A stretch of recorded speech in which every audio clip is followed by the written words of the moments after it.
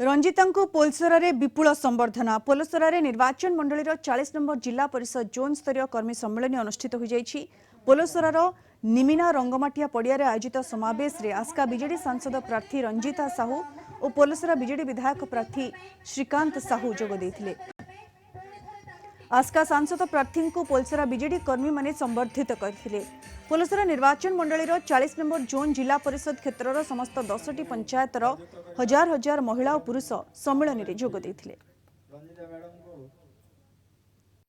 Zone number 40 रो meeting हेछि। Zone number 40 रे प्राय 10टा पंचायत अछि।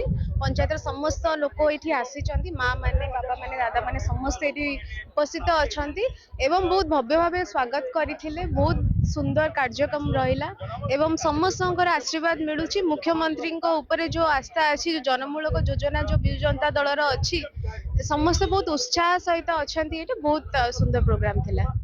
2000 ऊर्ध्व विजु जनता दलर आगधाड़ीर माँ माँ अश्विनी गुर्जर मैंने उपस्थित अच्छा भल पाँच माननीय मुख्यमंत्री श्रीजुक्त नवीन पट्टनायक जो गरीब कल्याण योजना है जो गरीब लोक मान तार सुफल पाई से सुफल श्रेय हूँ यहाँ आपण मैंने देखिपे माननीय मुख्यमंत्री सबुबले कहते आम मानू जे सबुबले भुवनेश्वर रही एरिया रुह आम मसक 27 दिन आम एरिया रही गरीब लोक मान काम करूँ।